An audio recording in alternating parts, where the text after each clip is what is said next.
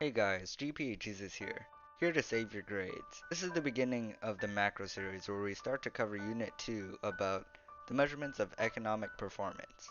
So let's start with the question, how do we measure economic performance?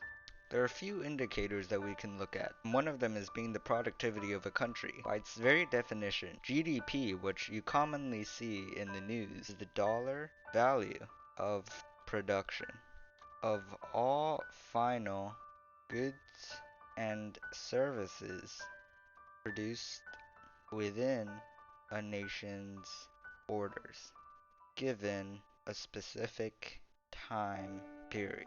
So that's the definition of GDP. Also, notice the vocabulary. GDP measures production only, not sales. And it also doesn't include intermediate goods, such as a batter to cake, as we're mentioning final goods and services. All of this must be produced within a nation's borders, and in a specific time period, as you wouldn't want to look at GDP over the last 2,000 years. Two ways we usually measure GDP is with the expenditures approach and the income approach.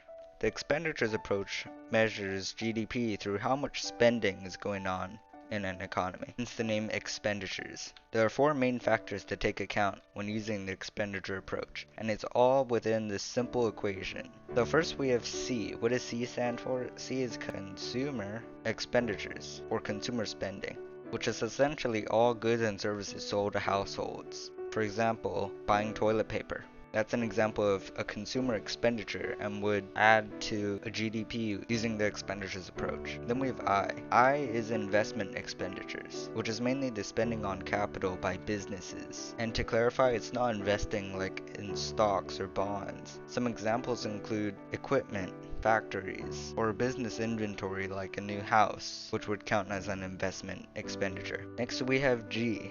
G is for government expenditures. It is the total items sold and produced to the government. This includes things like military spending, or anything that the government really spends money on. Finally, we have X for net exports. Exports minus imports is the goods produced in a country and sold abroad minus the spending on goods from abroad. That Toyota Corolla you have in your garage, it counts as an import since it was made in Japan and sold here. So it actually lowers GDP. So if we go back up and add all of these expenditures, we end up with GDP.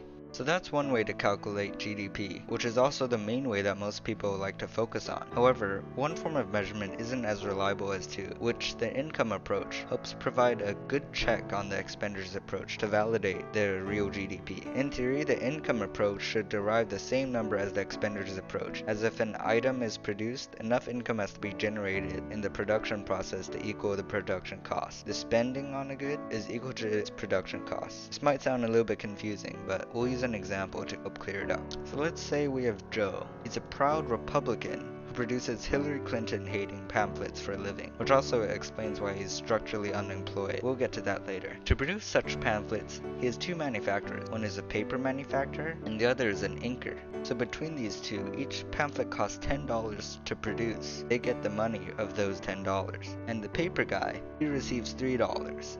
And the ink guy gets 7, since we all know how expensive printer ink is. The actual pamphlet itself sells for $11. So Joe himself earns $1 profit. Now by combining all the income they earned, we can see that the production cost was $11, as 7 plus 3 plus 1 is 11. This is the exact same as the spending costs, and this principle holds true for most cases, which is the basis for the income approach. Because these two are equal, it shows how we can use the combined income to also measure GDP. Let's try another example to see how it really works. To produce a chicken sandwich, this table shows the total income earned by the producers to make it. Calculate the total GDP. As we can see, the farmer earned $5, and the packager earned 2, and the bakery earned 4.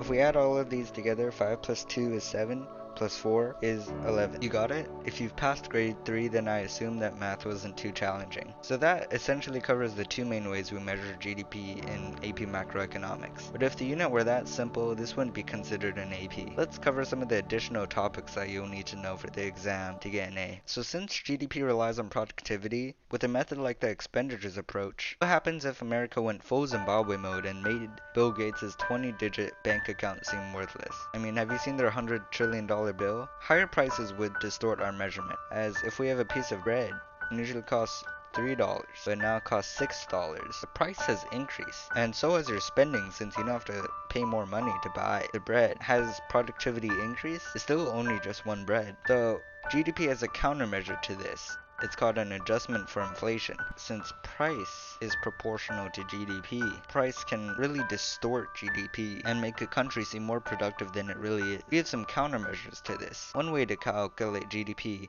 is by using base year prices, meaning we take prices from a previous year and use those to calculate GDP instead. The base year usually changes every few years, and the current one now is from 2011 to 2012, for the USA at least. This new GDP with the old price system is called real GDP, since it's not fake like the inflated version, which is called nominal GDP. These two are very different, so don't confuse them.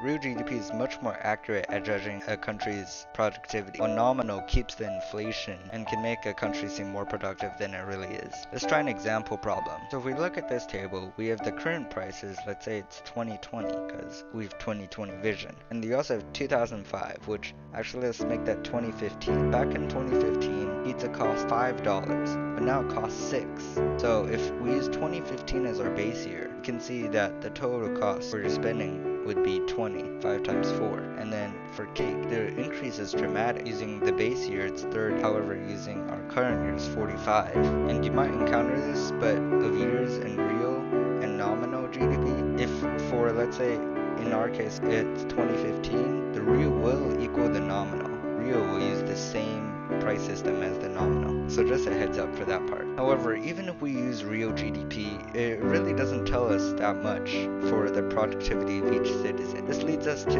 GDP per capita, a thing you see in Wikipedia but never learned about. GDP per capita is the GDP divided by the country's population. A country like India will have lots of goods being produced, but they also have over the 7th of the world's population. For the USA, on the other hand, they have a much higher GDP and a much smaller population. So let's calculate their GDP per capita. For India, we arrive at 2280, and for USA, we end up with 59260. This is meant to be million. Sorry.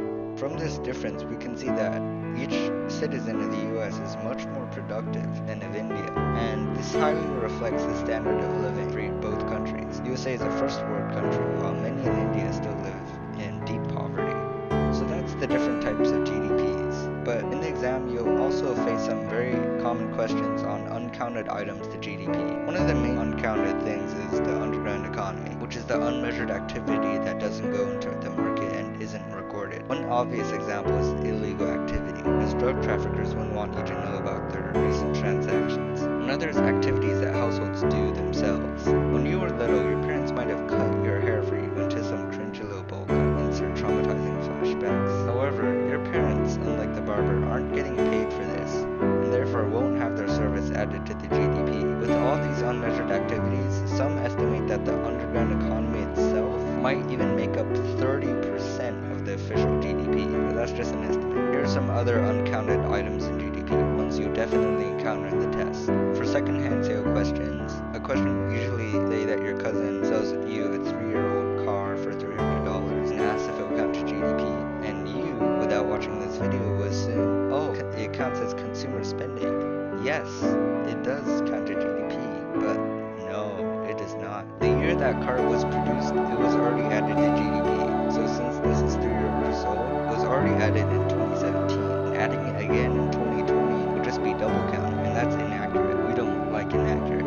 Intermediate goods also lead to double counting, as explained earlier, with batter and a cake, and that batter is put into the cake. So if you count the cake and the batter, you're counting the same batter twice. And then we also have sales of goods produced outside of the country, which don't count to GDP, since if we remember our restriction, it's goods only produced within the country's borders. Finally, this is the most important one, that's why it has 2 asterisks. It's transfer payments, such as buying stocks, bonds, social security, welfare. All of these don't count to GDP, as it doesn't show any productivity. only a transaction of money. So that's mostly it to things not being counted. Now, though GDP is used very widely, it only takes production into account and doesn't even do it completely right, as we can see from all of this. Good one job, GDP. But also doesn't include other things like happiness of a country or other subjective and important values to humanity. But GDP is very objective, so we use it anyways. And it's also quite reliable. So yeah, that's pretty much it, folks. You can now graduate from college and start a new life. But before you go procrastinate, let's do a quick review of GDP and the concepts you need to know. There are two approaches to GDP: expenditure approach and income approach. Expenditure approach adds up all the spending in the economy, and the income approach uses the principle that spending cost equals to production value. Real GDP is the accurate version that uses prices from previous base years to calculate GDP, while nominal is the inflated version that should mostly be used when measuring an exact time period due to the fact that it is inflation and will overstate the productivity of an economy. And some things that are not counted to GDP is underground economy, reused items, intermediate goods, imports, and transfer payments. So that's it for GDP. Good luck on the test and see you in the inflation video. GPGZ signing out. Join my Gradianity Discord in the description below so you can ask any questions and get them answered. And also remember, I died for your sins.